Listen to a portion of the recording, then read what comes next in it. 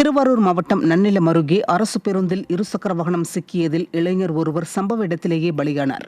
மாப்பிள்ளைக்குப்பம் வழியாக நன்னிலம் சென்ற அரசு பேருந்தை திருவாரூரிலிருந்து நன்னிலத்திற்கு இருசக்கர வாகனத்தில் சென்ற 20 வயது இளைஞர் கோகுல்ராஜ் முந்திச் செல்ல முயன்றார். அப்போது நிலை தடுமாறி அரசு பேருந்தின் சக்கரத்தில் இருசக்கர வாகனம் சிக்கி விபத்து ஏற்பட்டது. இதில் கோகுல்ராஜ் சம்பவ இடத்திலேயே பலியானார். நாகப்பட்டினம் மாவட்டம் வேதாரண்யம் தாலுகாவில் உள்ள நேரடி கொள்முதல் நிலையங்களில் நெல் மூட்டைகள் குடோனுக்கு எடுத்துச் செல்லாமல் திறந்த வெளியில் வைக்கப்பட்டுள்ளதால் துர்நாற்றம் வீசி வருவதாக புகார் எழுந்தது. வரும் 21ஆம் தேதி மீண்டும் கனமழை பெய்யும் என வானிலை ஆய்வு மையம் அறிவித்த நிலையில் ஏற்கனவே மழையில் நனைந்த நெல் மூட்டைகள் தேங்கி கிடப்பது விவசாயிகளை வேதனைப்படுத்தியுள்ளது. இதனால் நெல் மூட்டைகளை உடனடியாக தானிய கிடங்குக்கு எடுத்துச் செல்ல வேண்டும் என விவசாயிகள் கோரிக்கை வைத்துள்ளனர். நெல்லை கொள்முதல் பண்ணி அப்படியே களத்திலே வச்சிருக்கிறாங்க.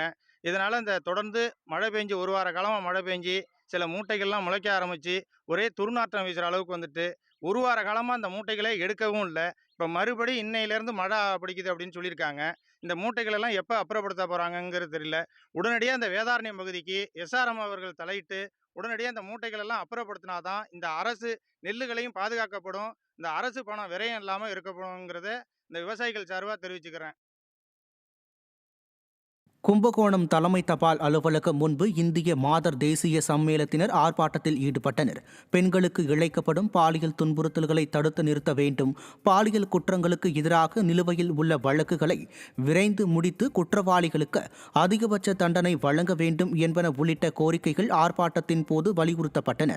முன்னதாக ஆர்ப்பாட்டத்தினர் கும்பகோணம் பழைய பேருந்து நிலையத்தில் இருந்து தபால் அலுவலகம் வரை பேரணியாக சென்றனர்.